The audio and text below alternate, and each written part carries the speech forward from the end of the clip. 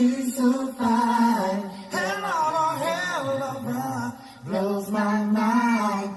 Hell of a ride, lights my day. What's good, guys? This case, it's the case of 12-year-old David Mack. It's coming out of Atlanta, and it happened, it looks like somewhere around the 12th of February. This article says, gunned down. Timeline details final hours before 12-year-old David Mack was found dead. Atlanta police detectives are sifting through clues as they try to determine what happened to the 12-year-old. David Mack, 12, was found shot to death in a wooded area in southwest Atlanta on Wednesday. His grandmother, Glenda Mack, has been left to grieve his loss and to raise money for the young middle school student's burial. Atlanta police detectives are sifting through clues as they try to determine what happened to David and the circumstances involved surrounding his murder. They are looking at the timeline of what unfolded from the last time his grandmother spoke to David until he was found the following day.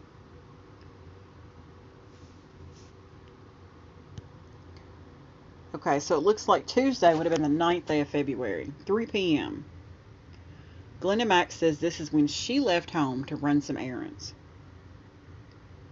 3:40 p.m. While she is out, she says David calls her to ask if he can go play football with some friends. She tells him it's okay. Quote, he said, "Love you," end quote, and I said, "Love you too." And those were the last words I said to him, she said. 3:45 p.m. About 5 minutes later, Glenda Mack gets home and David was not there. David never makes it to his friend's home. He FaceTimed his friend and said that he was going somewhere else in the neighborhood.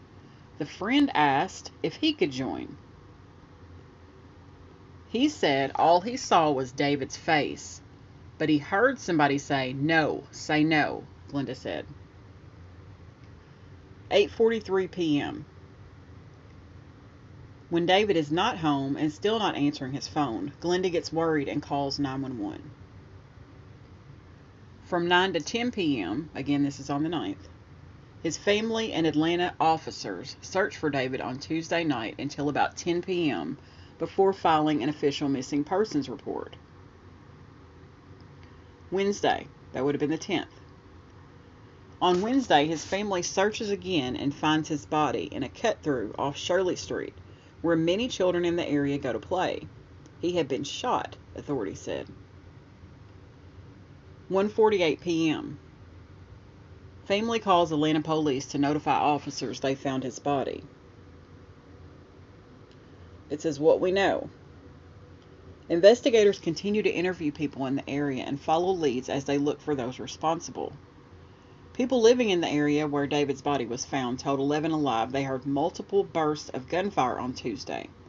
However, an Atlanta police major said they've received multiple conflicting reports regarding the time of the gunshots.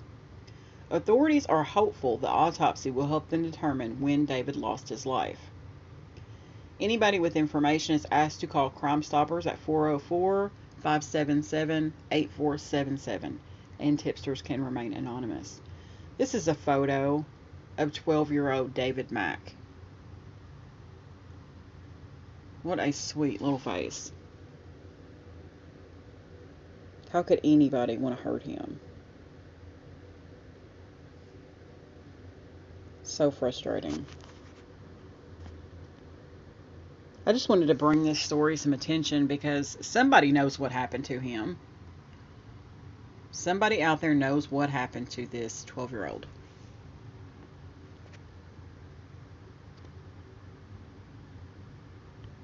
The family of 12-year-old David Mack is increasing the reward for anyone who can help police catch his killer.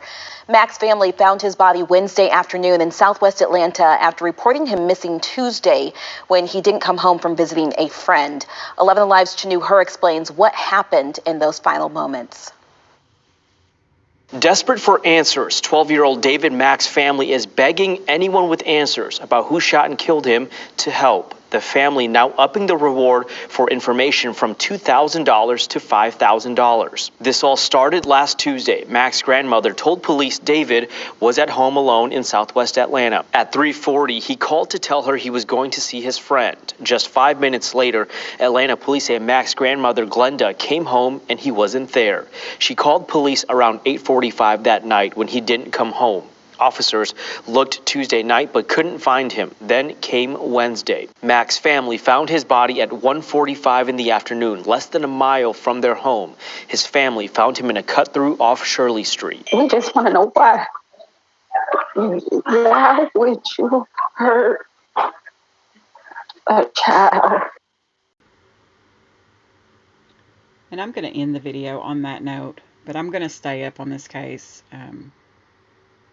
It's shameful, shameful. You guys have a good night. Thanks for watching.